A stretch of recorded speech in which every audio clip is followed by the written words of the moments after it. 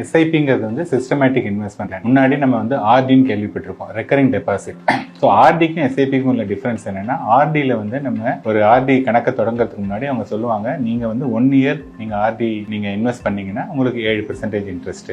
அது இது 3 இயர்ஸ்னா 7.5%, 5 இயர்ஸ்னா 8% அப்படின்னு சொல்லிட்டு ஒரு ஃபிக்ஸட் அமௌண்ட் வந்து டியூரிங் த டென்யூர் அவங்க வந்து ஃபிக்ஸ் பண்ணிடுவாங்க. ஸோ அந்த பீரியட் வரை எனக்கு 1 இயர் ஆர்டியா, 3 இயர் ஆர்டியா, 5 இயர்ஸ் ஆர்டியா அப்படின்னு பார்த்துட்டு அதுக்கேற்ற மாதிரி நம்ம வந்து எவ்வளவு வருஷம் வேணுமோ அதுக்கேற்ற மாதிரி ரிட்டர்ன் வந்து கொடுத்துருவாங்க. இங்கே எஸ்ஐபிங்கிறது வந்து சேம் திங், பட் என்னன்னா இங்கே இருக்கக்கூடிய ரிட்டர்ன் வந்து வேரி ஆகும். ஏன்னா ஸ்டாக் மார்க்கெட் வந்து ஒரு நாளைக்கு மேலே போகும், ஒரு நாளைக்கு கீழே போகும்.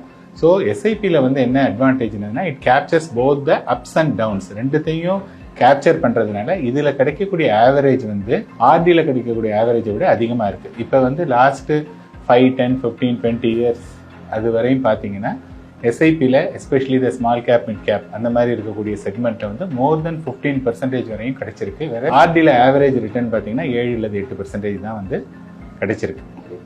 முன்னாடி வந்து ஆர்டின்னு நம்ம போட்டுட்டு இருந்தோம். ஆர்டியில் என்ன பண்ணுவாங்கன்னா, வருஷம் ஸ்கூல் ஃபீஸ் கட்டணும். இப்போ 50,000 ரூபா ஸ்கூல் ஃபீஸ் கட்டணும் அப்படின்னா மாதம் 4,000 ரூபா. ஸோ 12 months வந்து 12 into 4 48,000 ருபீஸ் நீங்கள் போட்டிங்கன்னா ஒரு 2,000 3,000 ருபீஸ் வந்து உங்களுக்கு அதில் அந்த இன்ட்ரெஸ்ட் வரும். அந்த மணியை கொண்டு போய் அவங்க ஃபீஸ் கட்டிடுவாங்க. அதே மாதிரி வந்து இன்சூரன்ஸ் ப்ரீமியம், இன்றைக்கெலாம் வந்து ஃபாரின் டூர் அல்லது எங்கேயாவது ஒரு வெக்கேஷன் போகிறதுங்கிறதால இன்றைக்கி ஆர்டர் ஆஃப் த டே, அதுக்கும் வந்து பார்த்திங்கன்னா இந்த மாதிரி ஒரு பர்டிகுலர் அமௌண்ட்டு சேர்த்துட்டு வந்தாங்கன்னா இயர்லி கமிட்மெண்ட்டை மீட் பண்ணுறதுக்கு தான் ஆர்டி யூஸ் பண்ணிகிட்ருக்காங்க.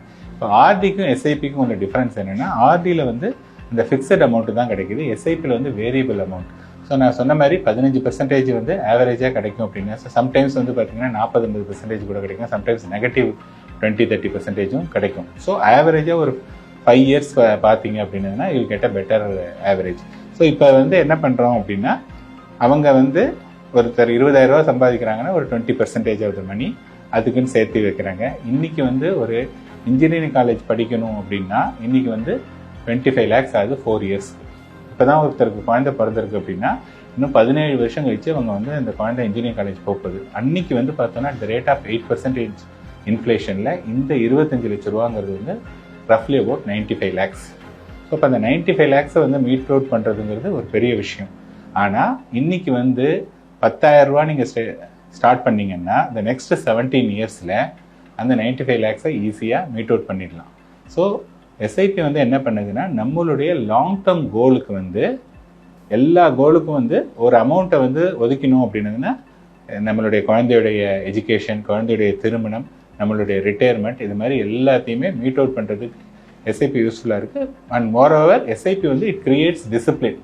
ஒருத்தருக்கு வந்து ஓகே நம்மளோட சம்பாதிச்சோன்னா இவ்வளோ மினிமம் சேர்க்கணும் அப்படிங்கிற அந்த டிசிப்ளினையும் அந்த எஸ்ஐபி உருவாக்குது. ஒரு 5,000 ருபீஸ் ஜஸ்ட் உங்கள் வீட்டுக்குள்ளேயே வச்சுருக்கீங்க, அல்லது அந்த காலத்திலாம் பார்த்தீங்கன்னா உண்டியல் வச்சுருப்பாங்க, கரெக்டுங்களா?